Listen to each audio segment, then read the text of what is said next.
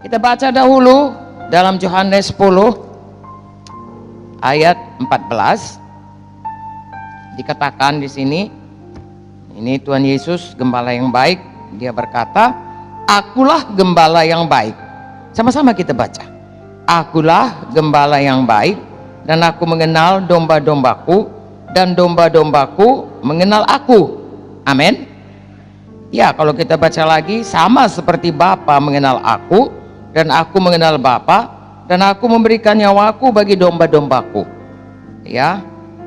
Ayat 27, domba-dombaku mendengarkan suaraku, dan aku mengenal mereka, dan mereka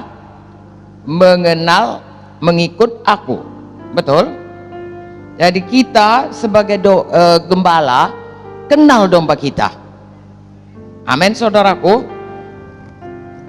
Karena Ibrani 13 ayat 17 dikatakan, "Taatilah pemimpin-pemimpinmu, tunduklah kepada mereka, sebab mereka berjaga-jaga atas jiwamu sebagai orang-orang yang harus bertanggung jawab atasnya.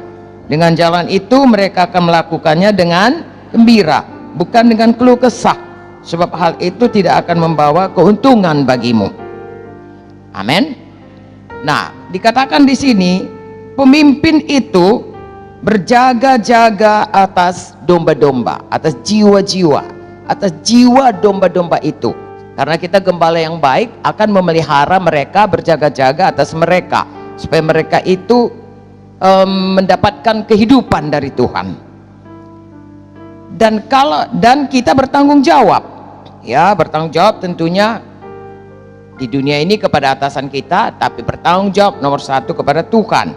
Ya, jadi memang ada otoritas kita sebagai pemimpin untuk memberkati, diberikan Tuhan.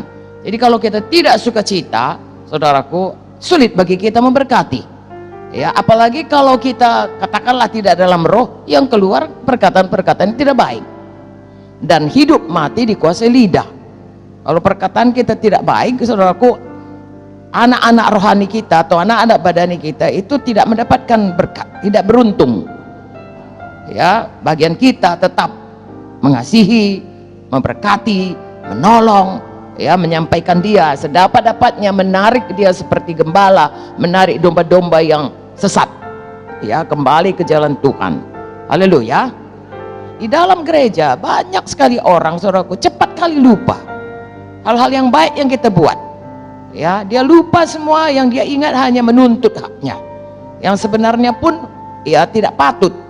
Tetapi itu adalah orang-orang yang ada dalam gereja. Dan bagaimana kita menghadapinya? Tentunya semuanya itu pun dibiarkan Tuhan, diberikan Tuhan, atau tidak dilakukan Tuhan untuk membentuk kita. Haleluya. Segala sesuatu bekerja sama menjadi kebaikan bagi kita kalau kita mengasihi Tuhan sesuai dengan panggilan Tuhan, sehingga makin hari kita makin bertumbuh dalam buah roh. Haleluya, makin menjadi seperti Yesus.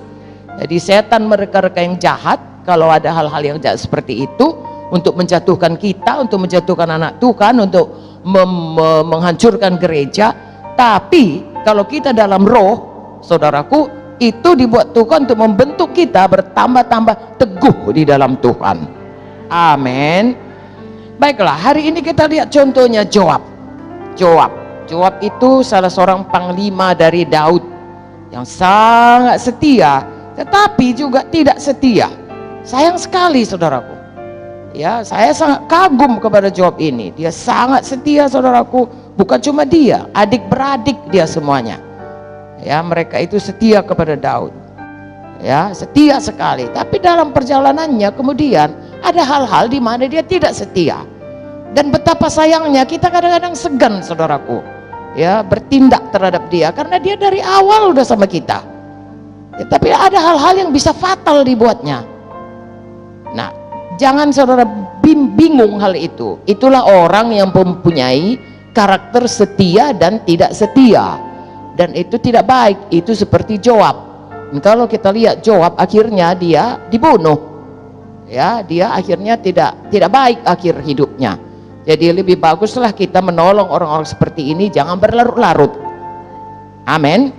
Ya, kita tidak bisa paksa, tapi bahagian kita menolong supaya jangan sampai menjadi seperti Joab akhir hidupnya.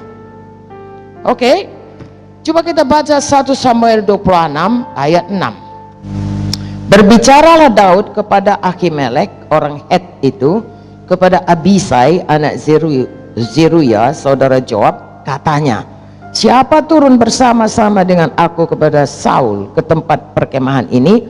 Jawab Abisai, aku turun bersama-sama dengan engkau.